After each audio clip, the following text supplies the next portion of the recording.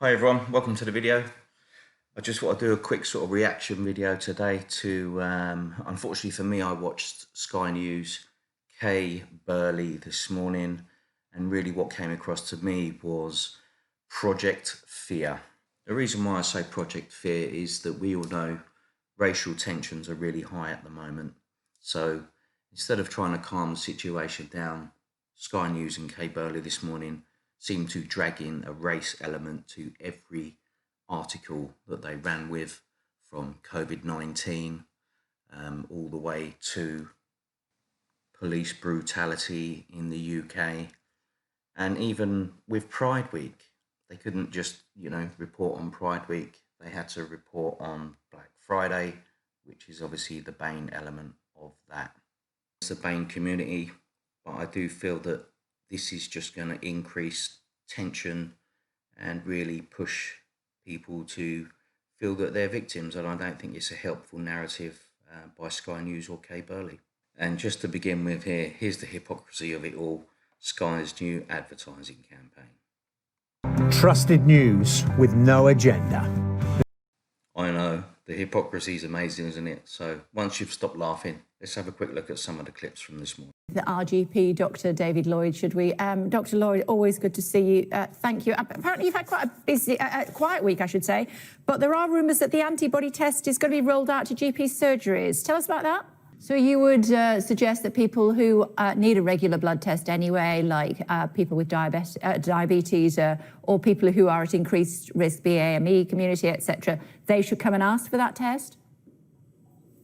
I'm waiting for the details. If I say queue up with your GP, I will be killed. Please wait for a week, get all the details out, and then we can do it. But yes, you're interesting. You've linked with the BAME individuals. One of the things that some of the scores on scoring people with at risk of coronavirus is to do with vitamin D as well. And so we've seen a big surge for people asking for their vitamin D levels. Again, there's no evidence and no science behind it, but that's another part of this strange equation that we're all learning to live with now, is how to protect people that are especially at risk for the second surge if it's going to come.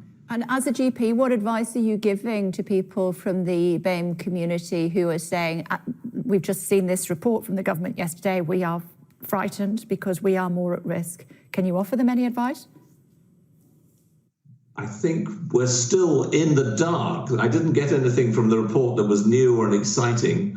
It seems to be multifactorial. I think crowded living conditions, living in cities, being obese, being diabetic, having a genetic tendency, perhaps being on the sorts of drugs that can predispose you. It's a very, very difficult equation to unravel. But there's absolutely no doubt that there is a problem and that we must be very aware and not put our colleagues and friends in the front line who are at risk when the second surge comes along. So as the doctor quite rightly tries to point out to Kay, there are many complications with COVID.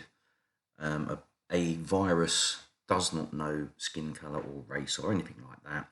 However, if you do have underlying health issues which may be prevalent in the BAME community, then I think it is fair to say that you are higher risk of passing away from the disease. But I think it's fair to say that there are many other demographics that have been identified as being high risk, and this just adds an element to the whole kind of agenda of the show to bring it in as race. So in the next bit they start talking about, or Kay starts talking about, police brutality against BAME community in the UK, the fact that there are some cases that are still under investigation that have not been proven right or wrong. If the police are at fault, then they should face justice for that.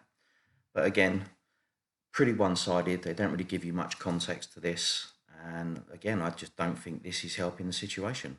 There they go. Hey, free. This is the aftermath of a car crash in Birmingham. They're going to tase him. One officer is trying to handcuff a man. The other has already drawn his taser. Oh my gosh. The man explains he was just a bystander to the crash as police shouted him to get on the floor.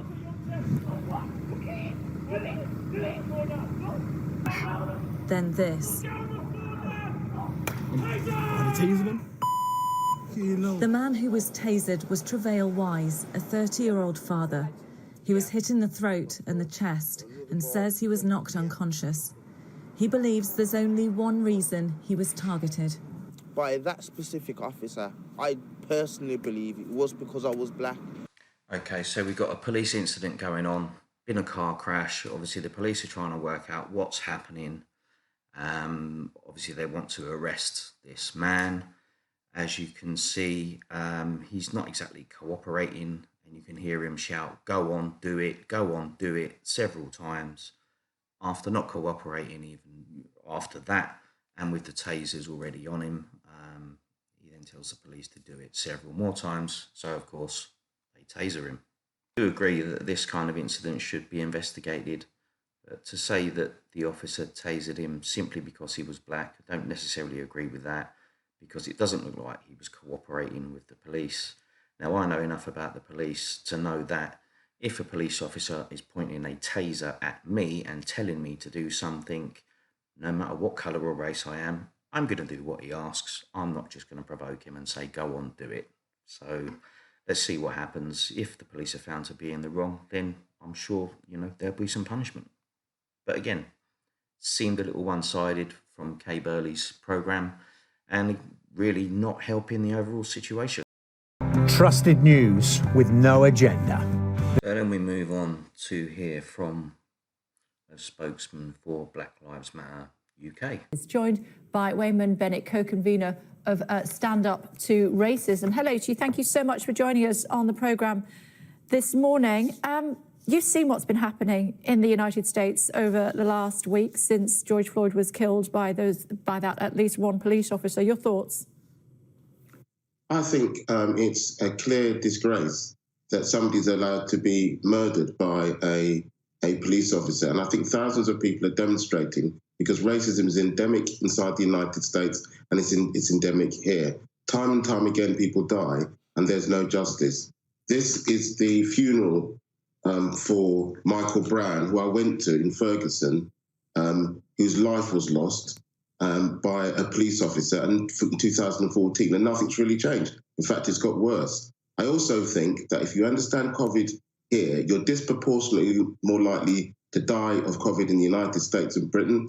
There wasn't PPE for the nurses and the doctors, the black nurses and doctors that were faced. There's anger in the black community because I think that reflects a kind of dereliction by both the President of the United States and also Boris Johnson here towards black communities, and that's reinforced by the policing that they receive. I think that if you look at what happened with Dominic Cummings, if you're black, you get tasered as somebody did in Manchester, where there's a law in which somebody like Dominic Cummings can go 260 miles and not face any punishment. There's a crisis. To be fair, those were very different instances. You're talking, I'm guessing, about the guy who was speeding and then he was stopped at the petrol station, as opposed to Dominic Cummings, who was in his car. I'm not sure that you can necessarily compare the two, but what we can do is talk about the demonstrations that are planned today. Can you tell me anything about those here in the United Kingdom?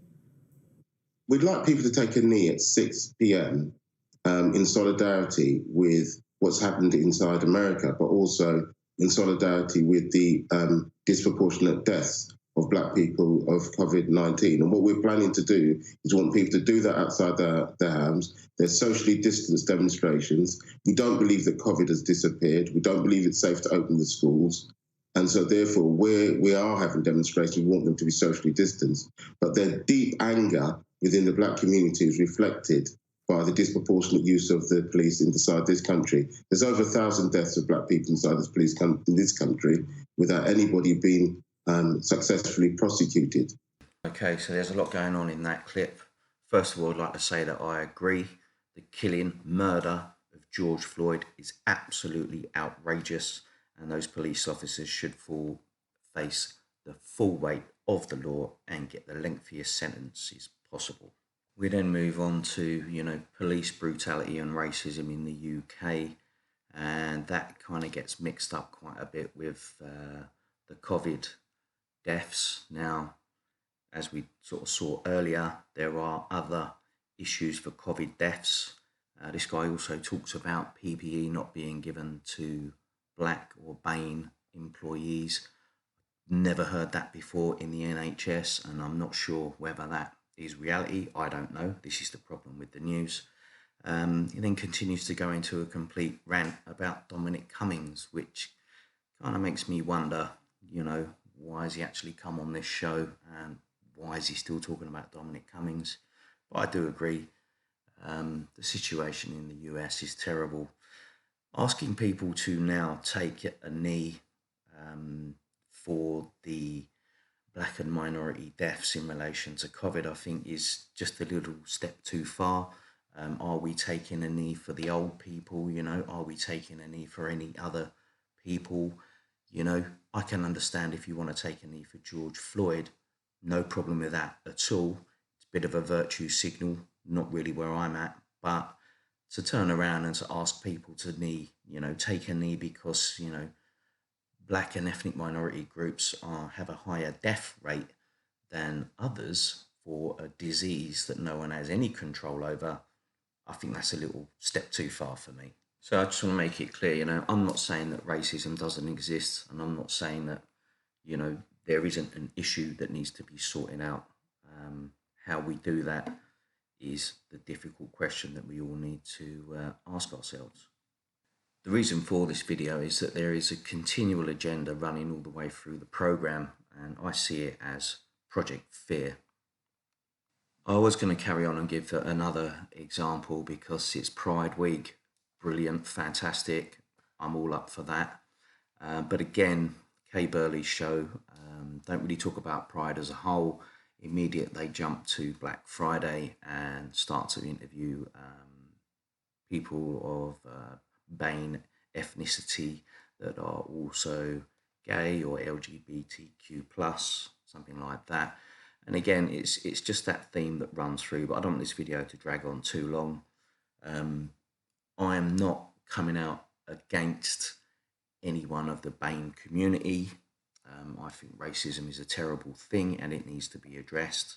It's very complicated, but what I'm getting from this is this continual drive to sort of link everything to race, and, you know, it's not helpful. I don't look at someone and think about their race or their religion or anything like that. I look at them as an individual, and I'd like to be looked at as an individual. You know, there's some racial profiling going on all sides. You know, I have an issue with white privilege. I've never seen any privilege in my life, but, you know, how can I climb that mountain and prove that I'm not white privileged? Because apparently just being white means that I'm privileged. So I can't really argue with that, can I? That's an unclimbable mountain. So I think I'm going to leave it there. Thanks for clicking on the video. Thanks for watching and listening. If you do get a chance, please give us a like. Please share the video. Please take a look at some of our merchandise. We've got some pretty cool stuffs in there. And I think I'll leave you with just one more little run through of the slogan of today's Sky programming, because I just think it's hysterical. And I hope to see you on the next one. So be safe. Trusted news with no agenda.